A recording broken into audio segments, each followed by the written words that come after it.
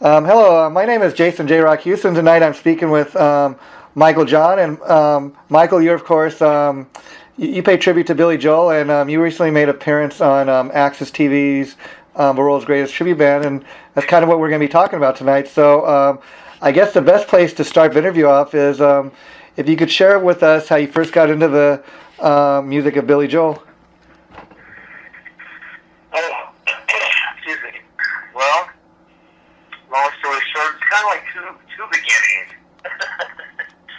Really, I guess you could say three if you want to hear. Okay, sure. Excuse me. I guess I was like 15 years old, and I don't remember where I heard his music, but I heard it, and I saved my lunch money for like a week for middle school, and I bought 52nd Street, the album, which I was dating me, and brought it back home and started playing it, and I would sing it along with it. And first person was my sister, said, "Hey, you sound like him." I was like, "Really?" So that was kind of the beginning, and then when I was like 17, when Glass House came out in like 1980, I bought that, and I would sing that to my girlfriend in the car. And she loved it, but I thought, well, this is never going to do it. She just loves me, so she just likes me doing anything. So I didn't necessarily think I was any good at it. And then when I was 21, I was in college, and I went to a college bar, and there was this guitar player let people get up, and I got up and sang a Billy Joel song, and the crowd went nuts, and I thought, oh my God, maybe I can do this. So it was really the third time when I really believed kind of that maybe I had a little bit of a talent for it. Oh, cool. And let me ask you, how old were you when you first started playing the piano, or did you pick up the piano once you started to do the Billy Joel thing? Well, yeah, when I was 21, I didn't play, and then I got into an 80s band, which I guess wasn't called an 80s band then, it was called a current band. And I was just a singer, and I just didn't really like being totally dependent on other people to, back me up where I couldn't do it on my own. So, because I liked Billy Joel, I decided, well, I'm learning how to play the piano. So I didn't even start playing the piano until I was a senior in college. Wow. And so, let me ask you, have you ever written or recorded any of your own original music, or have you primarily... Okay. And do you still do that, or... You know how tough that is to get that out there, so... Oh, okay.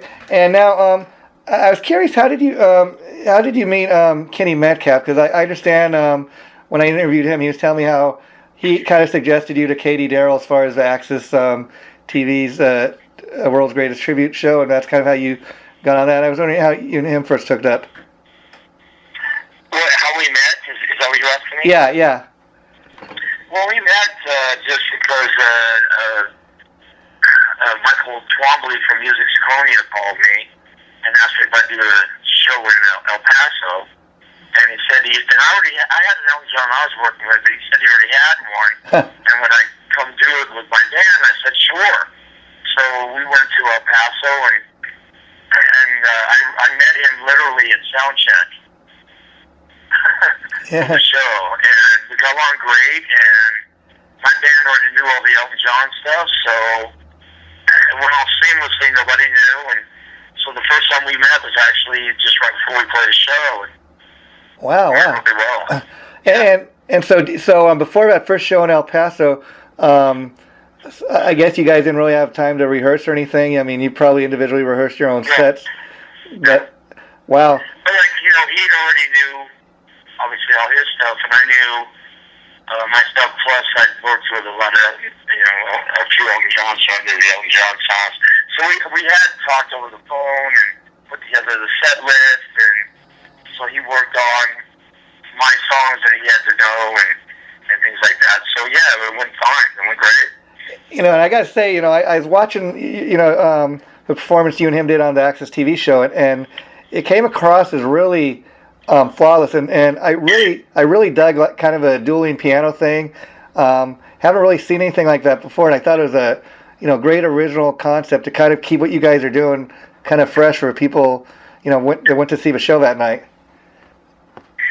Well, yeah, I was that was another challenge because we rehearsed with both our bands. They came here to Vegas and we rehearsed. I had a rehearsal studio in my garage. So his band came down here for one rehearsal, and then we rehearsed down there in LA the night before the show. And that was it between the two bands. So honestly, I was concerned about the logistics of switching out the players.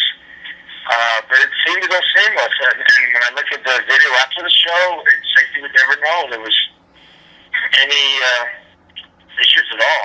So that was really nice because that just kind of made me nervous because I've never done that before because I've done the Elton and Billy shows, but it's always just been with one band. Yeah. And this was his band and my band, and we're going to be on TV. And I'm like, oh my God, the first time we're going to try this, you're on TV.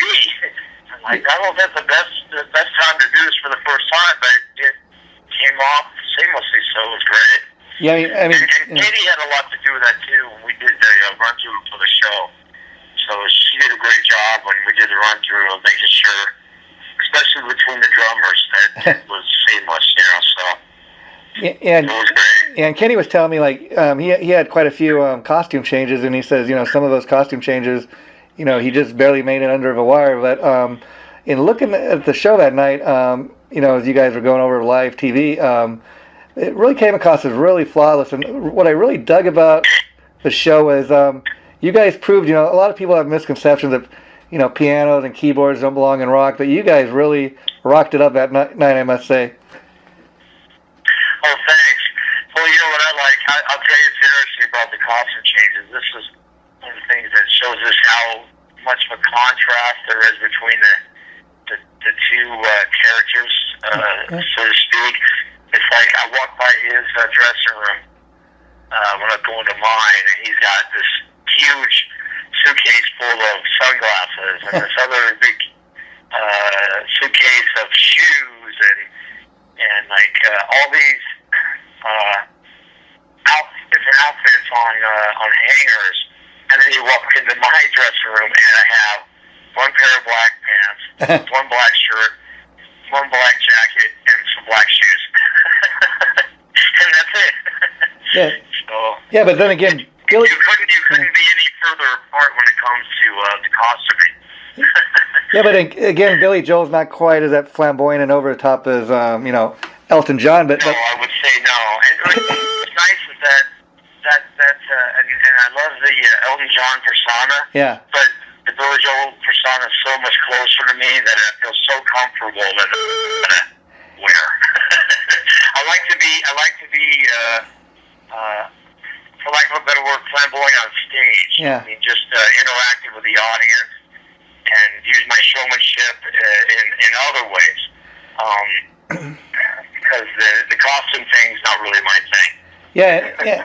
It's amazing, the Billy Joel and Elton John. I mean, who would have really thought about? But just watching the show you guys did that night on the TV show, the two characters, like you say, as you guys are playing them, really seemed to go good together. I mean, the voices mixed well together, and it didn't matter if you're doing Elton John or Billy Joel. It seemed like it all fit together. It's just amazing how. Were you surprised at how flawless the show came off? Well, it's interesting because in a lot of ways, a lot of their songs and the vocals really aren't that different from each other. So sometimes it might be hard to know who's singing what. Yeah. The voices really aren't that different. Different. So. I mean, in a lot of ways that's really good when you're having to sing the Elton John parts or he's having to sing the Billy Joel parts. You're not really, stretching yourself too much out of what your comfort zone is because they're pretty similar. Yeah, and of course, you're pretty confident in your ability to perform the Billy Joel material, but as far as you get up on stage that night and doing the Elton John stuff, was that very difficult for you? I mean, before the show, did you have to really practice these songs, or did you feel you had it nailed? Well, luckily, it's really not that difficult because Elton John was one of my influences. So it was like Billy Joel was my primary, and Elton John was like my secondary. So long before I started doing the Billy Elton shows, I was already doing a lot of Elton John material. So it really wasn't much. It wasn't a stretch at all regarding that for me. Yeah, and so let me ask you, Michael. I know, you're calling from Vegas, where you reside regularly. Do you pretty much primarily perform in Vegas, or do you ever get a chance to go outside of Vegas much? Well, people ask me. They go when I meet them, and they say, "What do you do for a living?" I say, "Well, I'm a piano player. I'm this Billy Joel show," and they go, "Well, where do you play?" I go, "The United States." Because really, I mean, I play Vegas, but it's kind of just a small percentage of where I play. Because when I play here, it's usually showrooms. So these showrooms only have the same act like once a year. So Yeah. You're not going to play on a regular basis. Because I was talking to. Like, for instance, I'll be in Illinois and Philadelphia for New Year's Eve. And, I was just in Utah. So I just bounce around everywhere. That's cool. And the reason I was asking, because I was kind of telling Kenny, I think, I understand you guys have played a couple times together now, but have you guys given any serious thought to doing any kind of tour with this Billy Joel to Elton John, where you'd go all across the states? And because I think people would really be into seeing a show like that. All across the country, you're saying? Well, big theaters, I think, big cities. Well, yeah, if you can find us a good booking agent to do that, I'm all game.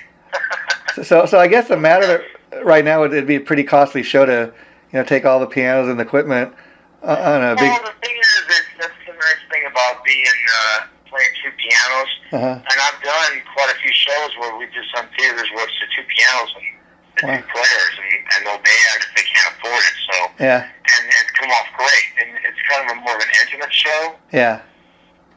Without the whole band, but both of them are very effective. It's just two different ways of presenting the same material. So with the whole band, you have more of a real powerful, musical concert. With just the two pianos, you have more of a intimate situation where you can talk to the audience more. You can get them to sing more. So it's really kind of what a venue's cup of tea is. Yeah, they both work really well. And let me ask you, Michael, from what you're telling me, it sounds like this was the first time you'd actually performed on live TV.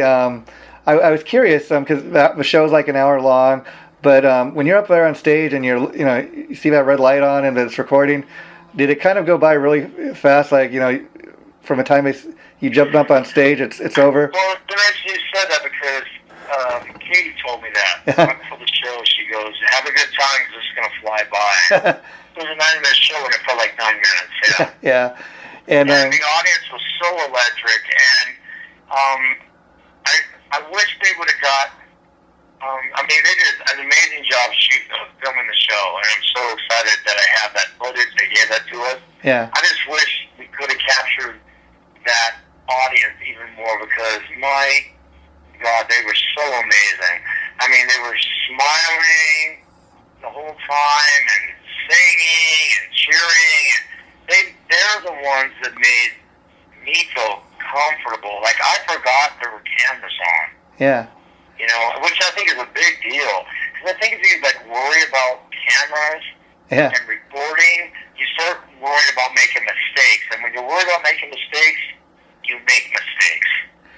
Yeah. You just do your show and you relax and you just do what you've done and what you love to do. It comes off seamlessly. But if you're sitting there going, "Oh, please don't make a mistake. Please don't do this. Don't do that," you tend to play it safe. And when you play it safe, you make mistakes. It's kind of a dichotomy there.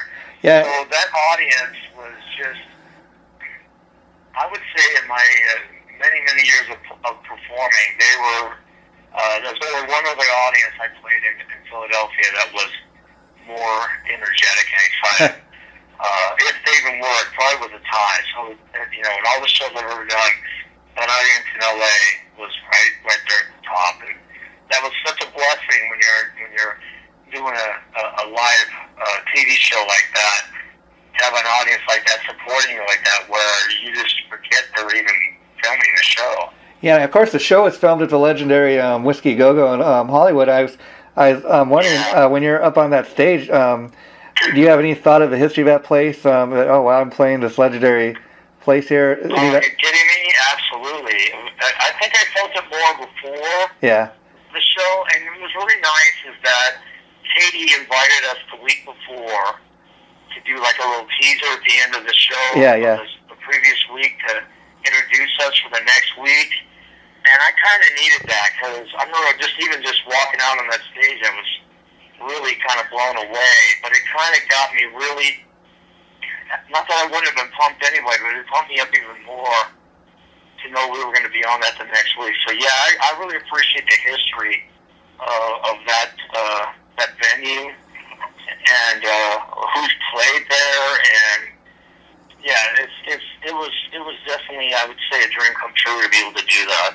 Yeah, and, you know, the cool thing about that TV show, you know, they're on their 4th season, and the thing, especially, you know, they're getting better and better acts each year, and the thing I really enjoy is, you know, they have a Beatles tribute, for example, they've had a Kiss tribute, a Van Halen tribute, Heart tribute, Elton John, every kind of tribute you can imagine. It's not just and it's not just even just a bunch of bands from LA. They go all across the country to find these guys. And so my next question was, Michael, you know, you're a performer in Las Vegas and probably known all over Las Vegas, but what kind of attention have you got since appearing on the show? I mean, people have been contacting you and stuff more? Oh, since the TV show? Yeah. Are you asking me if people contacted me since the TV show? Yeah, I mean, you know, like I said, you're a guy from Las Vegas. You appear on this TV show. Other people I've interviewed have been on the show. They tell me, "Oh, you wouldn't believe what it's done for me. I've been getting all kinds of offers for gigs and stuff." Has that started to happen to you yet? Honestly, no. Okay. But I don't think that means it won't. Yeah. I was on national TV 10 years, almost literally 10 years to the day before, and I had people recognizing me for about a year. So I think that's the kind of thing where it happens over time, not necessarily the next week. Yeah. Kenny told me that when he played in the first year on Access TV, it didn't happen overnight. Yeah. And he believes it really helped him over the long run. Yeah, and you know, talking to Kenny and a couple other guys that appeared on the show, what you really see, and I don't know if you've experienced this just your little few weeks that you were out here to do that TV show, a lot of the tribute acts is really like a fraternity, and they help each other out and they recommend each other for gigs and stuff. Is that kind of what you experienced being part of this? Well, you know, that's just really nice because of Kenny, I went down the season prior and I saw the Bruce Springsteen tribute, which they came literally from New Jersey. Wow. And I saw the ABBA tribute with Gary Raffinelli, who just happens to be a friend of mine. But because I was there, a lot of those other tributes that are based at LA were there. So I got to meet a lot of those people, which I have never met other tributes before, you know, per se.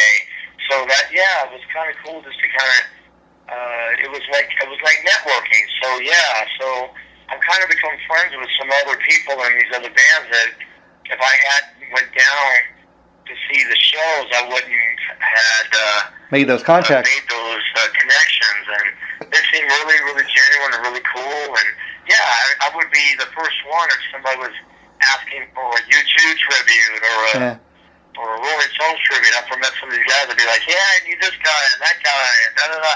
And hopefully they'd do the same thing for me, because everybody was really warm and it felt like a fraternity, for lack of a better word. Yeah, I mean, you know, which I'd never been exposed to, so that was really nice. And so, like, you know, like if they were to ask you back next season, even if it was just to introduce, you know, another tribute act or something, was that something you'd be interested in doing?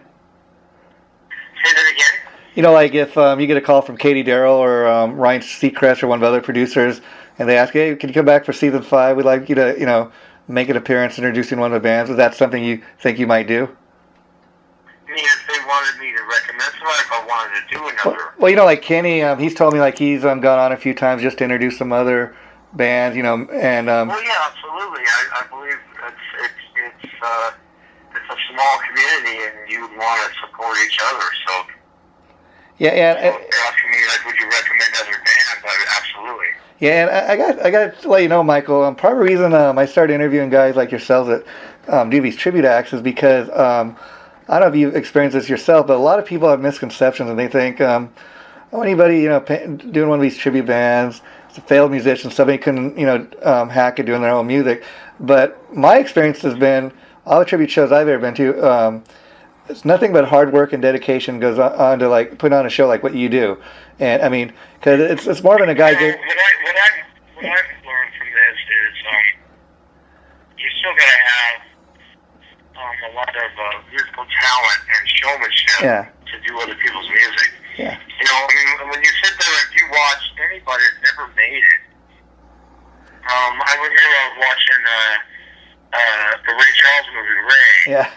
And, he started out singing and sounding like Nat King Cole, because that was his influence, and he did a great job. So, I think he's pretty much put back with every original artist, and you can find that they started playing and singing somebody's songs that they really admired. Yeah. And they did their own thing. So, to be able to pull off these very talented acts, songs and present it in the way that they presented it does take a lot of talent. I'm not just talking about us. I'm just saying in general. You can't just do that if you have no talent. Yeah, and you make the point that everybody's influenced by somebody. Yeah, I mean, if you talk to any original recording artists, they all have their influences and who they sang like and sounded like, and the songs they did when they were first starting. Everybody's got their influences and how they got, they came up with their own sound. It's kind of the point now where, if you want to be original, you have to be kind of a spin-off of somebody else's style. Yeah, because the point I want to make here is, to people is that, like even in your case, it's more than a guy getting up on stage in his jeans and t-shirt just playing Billy Joel songs. You got an extra length of trying to sound like, you sound you sound quite a bit like him. You dress the part. It's more than a guy just in jeans and t-shirt getting up there and playing a bunch of cover songs. And anybody who watched like the TV show that you were on, like I said, it takes as they say, a whole band. I mean, you're the star of a band, but having all those guys in the band, the two drummers you guys had, the dueling piano thing, that's all a lot of hard work, and it shows the dedication and the hard work you guys put in to putting on that great performance that night. Oh yeah, it does take a lot of rehearsal. I mean, I can't say how long Kenny's been with his band. He's been doing that for like, I believe he said like 7 years. Yeah. And we're like 10 years. So you're always playing and rehearsing and honing your show. So yeah, by the time you get on TV and people see this, you're talking 7 to 10 years worth of work. Yeah. That they're seeing in 90 minutes. Yeah, let me ask you, Michael, because that show was like I think like an hour that night, and so you guys pretty much you did a great selection with the songs. I mean, picked out all the Elton and Billy hits, and especially the Billy Joel material. I mean, I thought you picked out all the big hits from throughout his entire career. I was curious. So when you do a headlining performance, it's maybe 2 hours. Do you usually throw in any of the like deep cuts as well? Do I what? I'm sorry. Throw in some of the deeper, like the lesser known cuts. Yes. Well, but I found that I don't do that to a fault, to be honest with you. Yeah. Because what happens is, because he has so many hits, when you're doing a limited amount of time, 90 minutes, even 2 hours, people love it, but they always come up, why didn't you play, I wanted to hear Uptown Girl, I wanted to hear this, whatever. Honesty, I wanted to hear, and so that's the nice part, but I'll give you a good example. I did a show in St. George about 2 months ago. It's just me and a piano. So I can be a lot more flexible. When you're playing with a band, you pretty much got to do the set list. Yeah. Because, they're not going to be able to jump around it, this and that, and blah, blah, blah. But when you're by yourself, you can do, you can kind of jump around and be really flexible. So I was in St. George, and I just decided on the fly after about 5 songs in my set list. I said, oh, "Okay, I'm gonna be bold here and ask for requests." So I had them just shout songs out. I wouldn't play the whole song, but I probably got in 3 songs in an hour. Where I normally only got in like 12. Yeah. But it was just parts of songs, so everybody could be happy. Because that's the beauty and the challenge of doing this artist is that there's so many songs. You know, it's not like he had 3 hits and you're always going to play the same 3, which is really nice. Yeah. You never get bored because you can always play different ones. You're not always playing the same set list. So, but the challenge is that you're not always making everybody happy because they're like, oh, I want to hear this one or that one. And, But see, you can't always fit everything in. I mean, you never can fit everything in. So. yeah, and you never make everybody. If I put myself, I can just do bits of songs and make more people happy. And you never make everybody happy, but you know, the on the flip side of that, you know, on one hand, when people come to see Michael John and, you know, doing Billy Joel, they have an idea of the songs they're going to hear. They're probably going to hear Piano Man and all those Uptown Girl and all those other songs you mentioned, the big hits. But then if you can, you said that because they always heard Piano Man. I'm just going to tell you, I really didn't want to play Uptown Girl for the longest time. Yeah. Which, no pun intended. But because, I don't know, I just didn't really like that song very much. And then we recorded all these songs for iTunes for the World's Greatest Tributes. So I'm sure you're aware of that, right? Yeah. On the studio. Yeah. And one of them was Uptown Girl. And I sang it, and I had to sing all the background tracks as well. And I had an absolute blast, and now it's like one of my favorite songs. Wow, that's cool, you know. And I got a real appreciation for the arrangement, the vocal arrangement of that song when I had to learn all the parts. Wow. See, that's totally. Now it's like one of my favorites. So.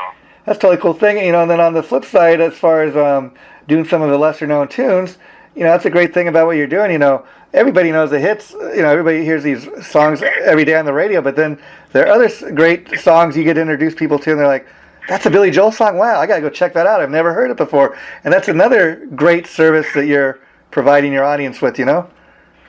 Well, yeah, because I know a bunch of those, and I love to throw one of those or 2 of those in a show, but most of the time everybody wants to hear the ones they know. Yeah. You know what I mean? It's kind of like, now when I go play in the northeast of this country, I can play any Billy Joel song and I'll know them all. Wow.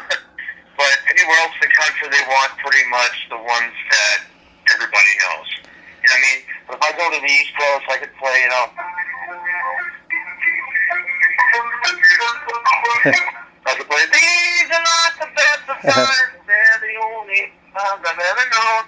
You know, Summer Highland Falls, Yeah. like one of his first songs. And the East Coast, they would go nuts, but anywhere else, they probably don't know it. I'm just a really big Billy Joel fan. Yeah. And amazing thing is, you know, even taking a song like Piano Man, that must be like 30 years old at least. And, you know, a lot of these tunes, they've stood the test of time. And that shows you, you know, what a great, you know, songwriter he is. That these songs, have, you know, are still just as great today as they were when they originally were released. Well, if you think about it, his last album, 1993, so yeah. His most recent stuff is at least 21 years old. Yeah, wow. You know, so yeah. So when you say oldies, it's like there's oldie, because even his newer stuff is oldies now. But I love playing stuff. I never get tired of it, which is really nice. Yeah, and Billy Joel himself doesn't tour that much these days anymore, like you're saying. So the fact that you're out there performing his tunes, you know, you're providing that, you know, for his fans and keeping the legacy going. So I was curious if you've ever heard anything from Billy Joel or any of his people. Do you know if they're aware of you? Well, yeah, it's just, for me, it's been, I feel really lucky that I get to do this. Yeah. And I've done it so long already, and I'm really hoping, you know, that I can do this another 25 years, you know, and just have a great time. You know, just when you're sitting there and playing the piano Yeah. and singing, and it's what you love to do, and then you look out and people are smiling and singing along or clapping Yeah. or just rocking out or dancing, you go, I can't believe I get to do this. I get paid for it. Yeah. I mean, to me, that's ultimate definition of success. Yeah. There you go. You know, that you're just having a blast doing what you're doing for a so-called quote-unquote job, and everybody's loving it, and you're just wouldn't want to be anywhere else. So I would trade it for the world. And talk about, you know, your fan base as far as, I mean, you must get people contacting you on Facebook and that. I mean, that must kind of trip you out thinking, you know, I'm just a little guy, you know, in Las Vegas doing Billy Joel, and yet all these people think enough to me to check out the Facebook page and stuff. Yeah. I mean, everybody was so supportive, and I don't know if Kenny got to tell you, since you interviewed him, maybe you interviewed him beforehand. But, Yeah. we got nominated for the Vegas Rocks magazine. Yeah, he mentioned that. Tribute band. Did he mention that to you? Yeah. And that's... Yeah, so I'm coming up on November 23rd.